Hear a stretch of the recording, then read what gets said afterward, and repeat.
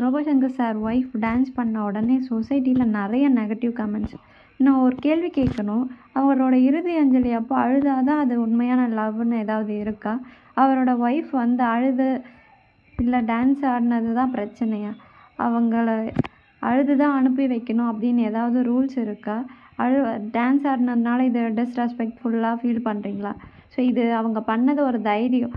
Society எல்லாத்துக்குமே ஈஸியாக comment பண்ணிடும். ஆனால் உண்மையே சொல்லணும்னா அன்பு இருக்கிற மனசு மட்டும்தான் இந்த டெப்த்தை புரிஞ்சுக்க முடியும். அழுதா சொசைட்டி ஈஸியாக கமெண்ட் பண்ணோம், சிரித்தாலும் கமெண்ட் பண்ணோம், டான்ஸ் பண்ணாலும் கமெண்ட் பண்ணோம். அப்போ ஒரே கொஷின் தான், சொசைட்டியை சாட்டிஸ்ஃபை பண்ண நம்ம வாழ்க்கையை வாழலை, இல்லை அன்புக்காக மட்டும் ஹார்ட் ஃபீல் பண்ண மாதிரி நடக்கணுமா?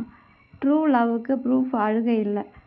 அது சந்தோஷமாக கூட இருக்கலாம், டான்ஸாக கூட இருக்கலாம், செலிப்ரேஷனாக கூட இருக்கலாம். இந்த ட்ரூத்தை யாருக்கும் புரிய வைக்கணும், இல்லை இது உண்மையான லவ்னு யாருக்கும் ப்ரூவ் பண்ணணும்னு கிடையாது. அவங்க 20+ இயர்ஸ் வந்து டுகெதராக லவ் மேரேஜ் பண்ணி ரன் பண்ணி எவ்வளோ அழகாக வாழ்ந்திருக்காங்க. ஸோ அந்த லைஃப்பை வந்து நம்ம கமெண்ட் பண்ணி அவங்கள கஷ்டப்படுத்த வேணாம். அவங்க ஏற்கனவே ஒரு பெரிய லாஸை வந்து ஃபேஸ் பண்ணிகிட்ருக்காங்க. ஸோ அவங்கள கன்சோல் பண்ண மட்டும் நம்ம இப்போ அவங்க கூட போல்டாக சப்போர்ட் பண்ணிகிட்டு இருந்தால் போதும். நெகட்டிவ் கமெண்ட்டை அவாய்ட் பண்ணிவிட்டு அவருக்காக ஒரு 2 minutes ப்ரேயர் பண்ணுங்கள். கமெண்ட் டைப் பண்ணுற ஒரு முன்னாடி யோசித்து ட்ரை பண்ணுங்கள். அதுக்கு பதிலாக ஒரு 2 minutes அவருக்காக ப்ரே பண்ண பாருங்கள். ஜட்ஜ் பண்ணுறது ரொம்ப ஈஸி.